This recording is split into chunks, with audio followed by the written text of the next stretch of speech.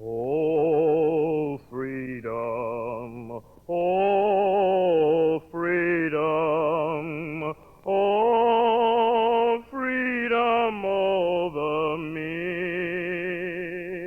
And before I'd be a slave, I'd be buried in my grave and go home to my Lord and be free.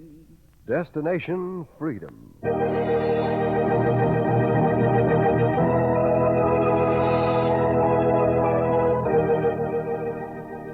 The Chicago Defender and station WMAQ bring you Destination Freedom, a new radio series dramatizing the great democratic traditions of the Negro people, interwoven in the pageant of history and a part of America's own Destination Freedom.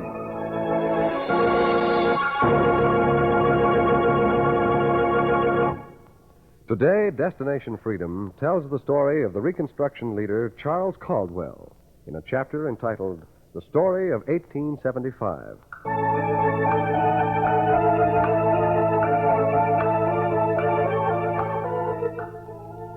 I am a year. Of course, you know all about years. We inherit the habits of history. Men go by names. We go by numbers. I bear the number 1875 A.D.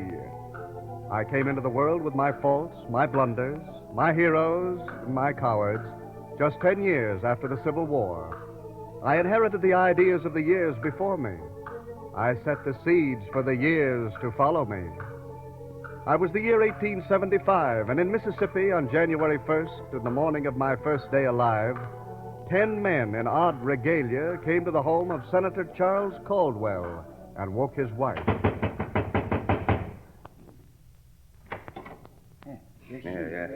Who is it? What do you want? What do we want, she says. You hear that, boys? Tell her what we want. She ought to know. Who are you? If this is a New Year's joke, I don't... Well, she thinks it's a joke, boys. We got to visit this county more often. People ain't heard about the organization. Fred, take a look around inside. Sure, Wade, sure. I said, what do you want? Woman, what could 10 men with 16 shotguns want to do with a senator who goes up and down the state preaching race equality and yelling for the new voting laws? Where's Caldwell? Come on, where's the senator? Where's your old man? He's not home. No one's here but me. He's telling us straight, Wade. Nobody in there. Nobody's around. You sure? Well, come on, let's go to Clinton. If he ain't here, he'll be in Clinton. What do you want with him? What has he done to you? He's tried to fix it so people like me can't live here.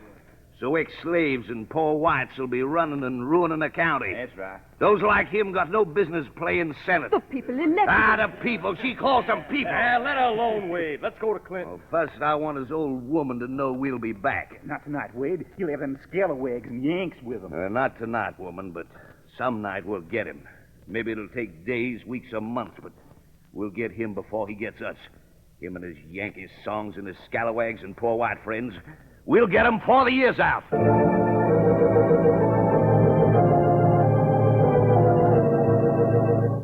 That was the way I started out in Mississippi.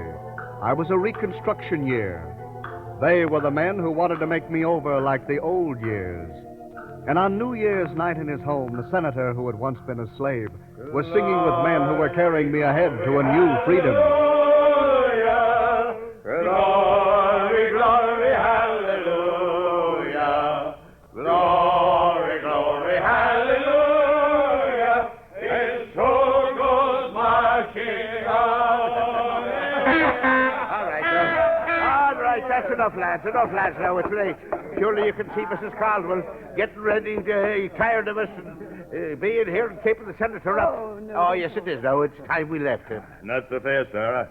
I haven't heard the senator say a word all evening. He's just been listening to us. Yes, how about it, Caldwell? How about drinking a toast A toast to the New Year, Senator, and the coming election. Yes, give us a speech, Senator. Speech. You want me making speeches when we ought to be making merry on New Year's night? Sure, go on. A word from the state senator. Go on. Go on. They say it's not so hard to get you talking when you're on the Senate floor. They say you did plenty talking to stop the planters from holding on to the tax. All right, gentlemen, I'll say a word. A word I would have said to the men in white robes who came looking for me today.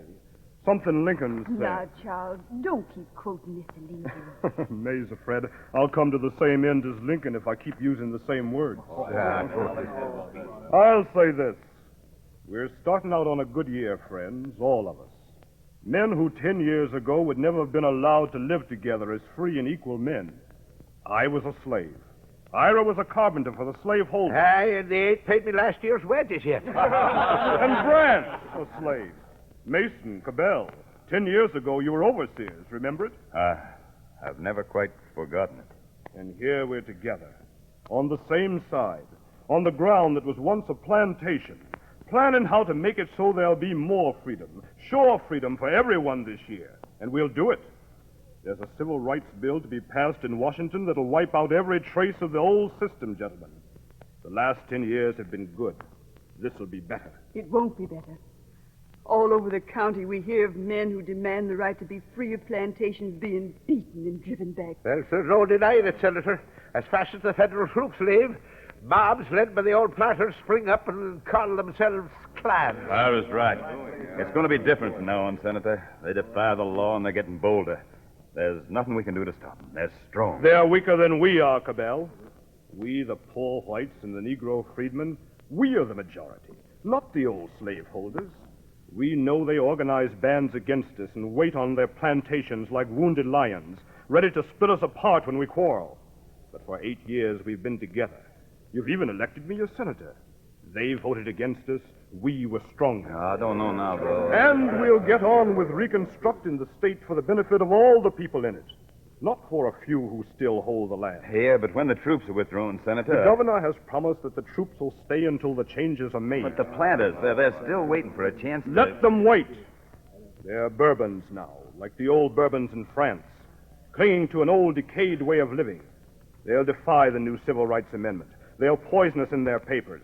They'll play one of us against the other. But if we keep white and Negro together here in the South for 5 more years, we'll win out. We'll have a democracy. Now, there. I've made a speech. May always says you can't keep me from making a speech. well, that's what we came to hear and what we need, too, to start off the new year. A toast, gentlemen, and we'll drink it in good old Scotch whiskey. All right, what'll it be, Senator? What's on your calendar that's important? A toast to it. To this year's election. May every man in the South, black and white, be free to vote. Here, here. Cabell, you're not drinking? Not Scotch, Senator. My taste is for bourbon this year. Yes, I was the year when a few men with a taste for old times wanted to turn back. But those who believed they could build better years went ahead. And while my months passed, the senator, who had been a slave, went about his business of binding people together. With fresh copies of the new amendment that had been agreed upon, he traveled throughout the county. He took the words to the farmers and freedmen and told them to read it. This the law about voting, Senator? It's the new law, Mr. Jones. What's it like, Senator? What's it mean? It says what it means. Read it and tell everybody about it. Well, it says 14th Amendment. Yes. Says the right of citizens to vote should not be denied or abridged by the United States or by any state on account of race, color, or previous condition of servitude. It means this state, too. This state, too. And it says the Congress shall have the power to enforce this article by appropriate legislation. It means for the first time, Negroes will vote in the state. It means you'll get a new weapon. Hold on to it. This year you'll need it. And the senator went on telling more people about the new right. and they were behind him. Even in the legislature, he helped pass new bills over the objection of the old planters. Together, the white men and black men were making a new South. The senator who had been a slave stood in the legislature and put new ideas into law. Chair recognizes Senator Caldwell. Mr. Chairman, in accordance with the 13th Amendment, I'm proposing that we abolish all segregation in the state of Mississippi. And his proposal was made into law, and he rose again. Chair recognizes Senator Caldwell. Mr. Chairman, to put teeth in the bill against segregation, I offer an amendment to provide a fine of $5,000 against any officer or agent of any railroad or vessel guilty of Jim Crowism. I offer a bill to recognize the property rights of women, to establish free public schools, unsegregated as to race, creed, or color.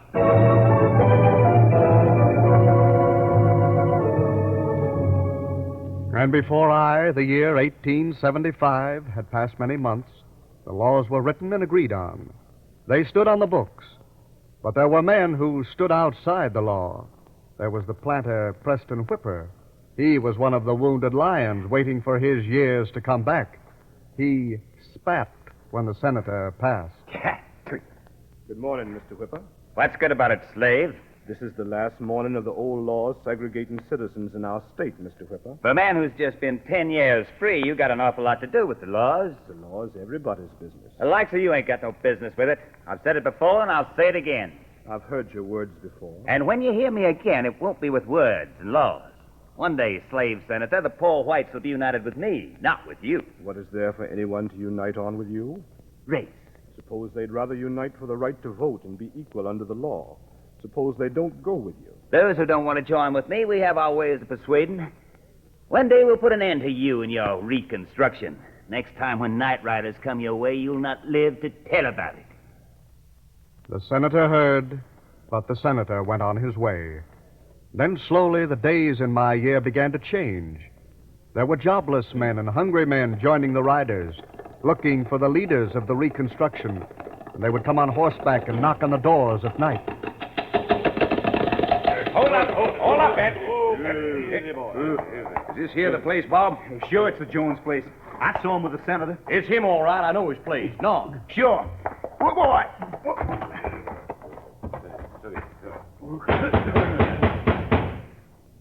What is it? What do you want? Open that door, we'll break it in. Who? What do you want?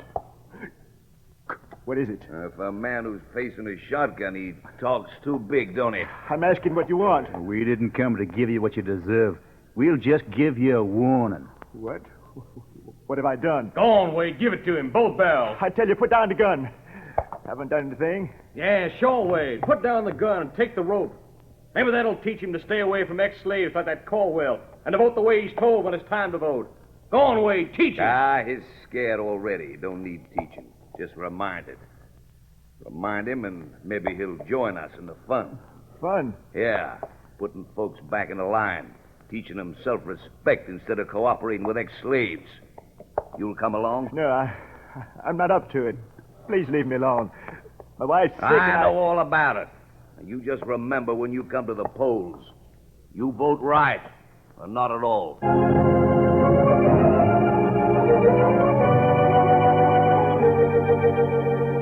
They wanted men to forget the new right to vote, to put the right back into the hands of a few instead of the many. They had the rope, the faggot, and my days were filled with terror. And while I was in the middle of my months, the senator went to the governor. The governor listened. The governor was worried. Everybody, every official on the Reconstruction side says the same thing, Caldwell. What can we do? The mobs are too strong for us to risk an open fight. Oh, let them alone. It'll blow over. When we let it blow over, all the good we've done will be blown away with it. Unless people in the South are given a chance at free schools and education for both Negro and white, a chance to live in peace together, the freedom we fought for in the war will be lost. We've moved ahead. Don't turn back now. Make the law stick. But how? How, Senator? Enforce them. There are too few troops to enforce anything. The planters raised their own armies. You once said the poor whites and the freedmen would be natural allies. Now the whites are going over to the side of the planters. You see that. I see that. I know why. It's because the planters still own the land. They have the power to say, work for us or starve. They have the land. Now they want to take the last weapon of independence from the freedmen. That weapon is the right to vote. The election is coming in November, Governor. It'll be the most crucial election in the state. If freemen go to the polls and vote, we move ahead. The civil rights will stick. If they're driven away, there'll be no more free voting for Negroes or whites. I believe this. And what do you want me to do? Give me permission to organize our own militia from the people, to fight the planters and keep down the clans. Very well. See what you can do. There's not much time before November comes.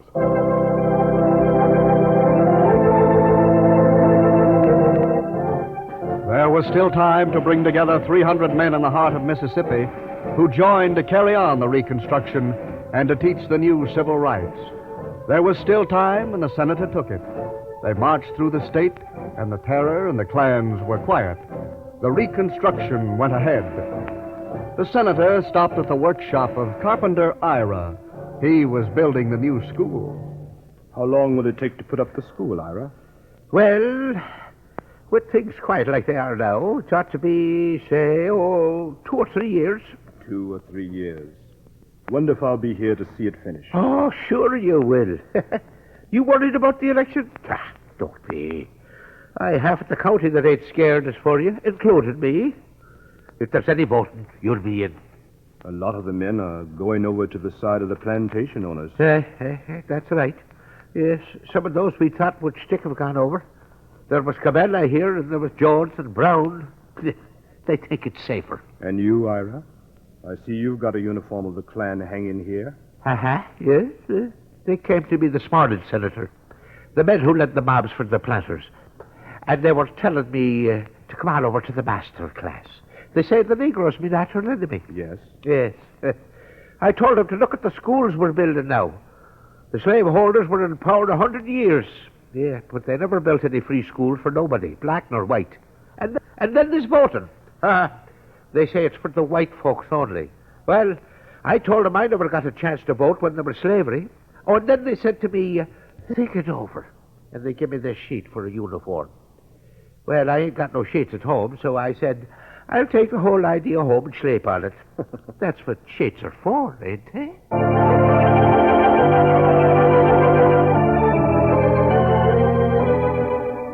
Then the senator went to friends and spread the news of Ira's stand, and it stiffened the men fighting to rebuild the South. And when the senator was tired, he went home to rest, to wait for the voting month. But there was other news waiting for him. May was standing, waiting at the door. You've had a message, Charles. What is it? Have the mobs been here again? No, not the mobs, but an invitation to the mobs. What are you talking about? Charles, there's no more Reconstruction. There's no more support from the governor. All the troops have been withdrawn. Withdrawn? Yes. The governor wired you. It had to be done, he said. But he said he'd wait until after the voting was done. I told him why. I told him to give us time, a little more time. There's no more time, Charles. What are you going to do? We'll wait for the voting. We'll gather all our strength to test the new amendments. We'll let November tell what we'll do.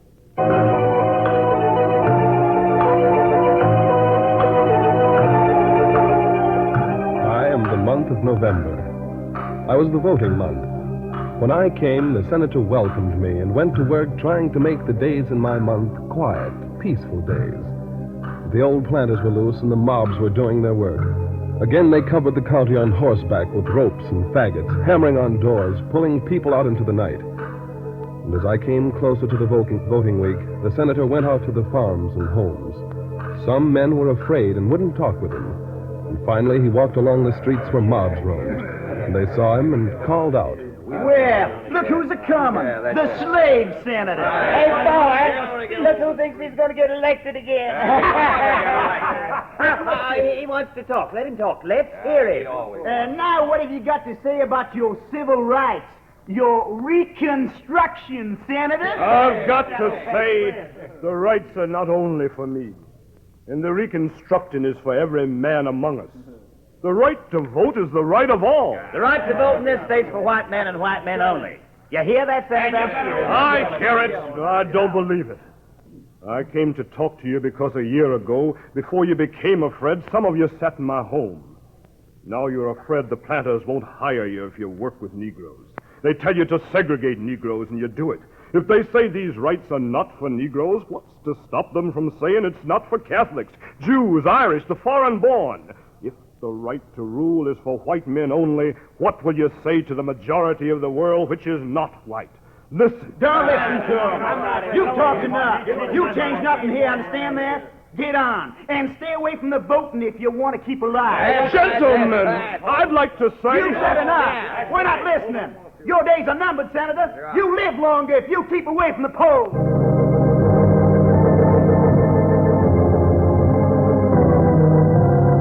I am the week when the voting began. And though he knew he was being watched, he was at the polls. There was terror in the streets and in the counties. The planters were turning time back 10 years. But the senator who had been a slave stood in line, waited for his ballot. Name? Oglesby Lee. You're not voting for none of them there scalawags or Negroes, are you? Oh, no, sir. No, sir. I Good. never... Take your ballot, then. Next. You here? I'm here. They warned you not to show up here, Caldwell. I heard them. Ballot, please. Look, can't you tell when your side ain't winning? You know how many people they've given the rope and lashed to already? It's a white primary hereafter. Look, the planters have the power now. They got their own militia. I'm trying to help you. You'll help more by giving a ballot to every man registered for it. You're holding up the voting. All right. Here's your ballot. But if you take it, the planters will see to it that there'll come a day when a bullet will go with it.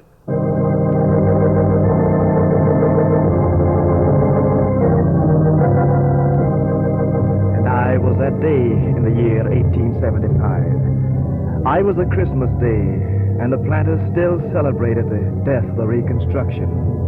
Still, they were unsure as long as leaders lived who remembered the civil rights and the new laws. I was a disastrous day when the men in the odd regalia came back. They knocked on the door of the senator's house. Who's there? What do you want? She still says, what do we want? You hear that, Fred? Open that door, we'll blast it in. Give it. You. What are you looking for? Well, at least she recognizes us now. We're pretty well known around these parts since a year ago, eh, ma'am? What do you want? You know as well as I do what we want. That slave senator. Where is he? He's not here. I don't know where he is. She's telling you right, Wade. I looked around. She's alone. Why don't you let him alone? Why don't he leave the voting alone? Him and his scallywags and their equal rights stuff. You won the election. Let him alone. The boss says it ain't safe leaving ideas like those in his head loose in the county. We'll stay here till we get him. No use staying here, Wade. If he's any way, he's to Clinton. We got Cabell with us. He knows the senator's habits. On Christmas Day, he goes to Clinton. It's there we'll get him. And on my day, the men in sheets went to Clinton to find the senator. And they spoke to Cabell, the ex-overseer. Now, he'll be coming down the road, Cabell. You'll see him? Yeah, I'll see him. You know what to do. You know what told you. I know. Well, be sure you do. He knows you. He trusts you. You'll offer him a drink. But if he refuses... This is a holiday. You can insist, can't you? You'll take him to the open bar at Moe's. Sit him near the bar, his back to us. You understand? Yeah. Then, when you raise your glass, tap it in a toast. That'll be the signal. We'll go to work. Yeah. You nervous? The drink will help me. You'll be rewarded. You'll earn a place in the order, understand? Yeah, but can't you get someone else? You with us or against us? I'm with you. But he has a devilish way of knowing what's happening. He has a way... Well, we got better ways. We picked a day and a place. Now, you set the hour and a minute. We'll be watching. I am the hour on the Christmas day, the year 1875, that was picked to spot the senator. And as I ticked into minutes, Cabell came to him and spoke. Senator Caldwell? Yes? It's me, Senator, old Buck Cabell. Don't you recognize me? Why, yes. It's been a year since I've last seen you at my house. New Year's Day, I believe. Yeah, it was. World seemed to change a lot since then. Lots happened, some good, some bad. Would you care for a drink? I haven't much time. Oh, just one on a holiday. I know how you feel about the election, the Reconstruction plans. This will make you feel better. Well, maybe it will. May always said I'd end up like Lincoln. And in my hour, according to plan, Cabell sat down with the senator in a booth near the bar. Sit this way, Senator. Take this seat here, if you don't mind. No, I don't mind. I know when my time's up. What's that? Nothing. You still drink bourbon? Yeah, I do. Mind if I pour yours? Not at all. Yeah. Shall we make a toast? If I can think of one this minute. I am the minute in the hour in 1875 when the drink was poured and the senator raised his glass for the toast. What were you going to say, Senator? I was thinking of something Lincoln said. I had wanted to say it to men who tried to stop me from voting. Yeah? Lincoln said, "Liberty is the heritage of all men. Destroy it and you plant the seeds of despotism at your own door. Get familiar with hatred and put chains around others, and you prepare your own limbs to wear chains. Accustom yourself to trample and destroy the rights of others. You will become fit subjects of the first cunning tyrant who rises among you. It will be easy to destroy me, Charles Caldwell, and turn back the demands now for civil rights. But they'll grow stronger, and demands will be born again in another generation. Then no mob will be able to destroy them.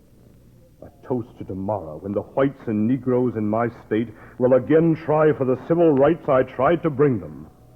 Toast."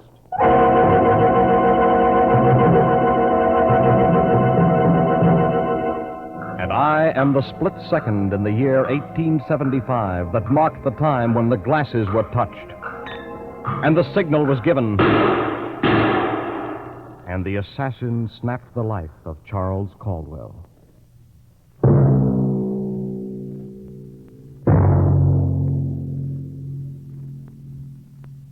I am the year 1875. I was a Reconstruction year.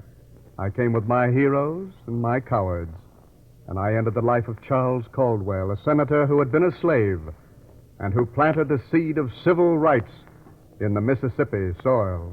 Oh, freedom, oh, freedom, oh, freedom over me. And before I'd be a slave, I'd be buried in my grave and go home to my Lord and be free.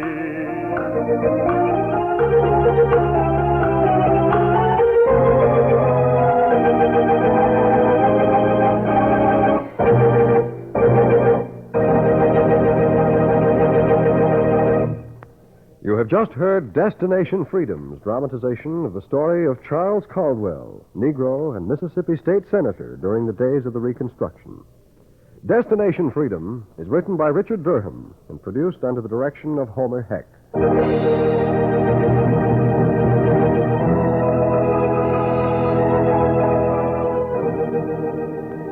Senator Caldwell was played by William Nix.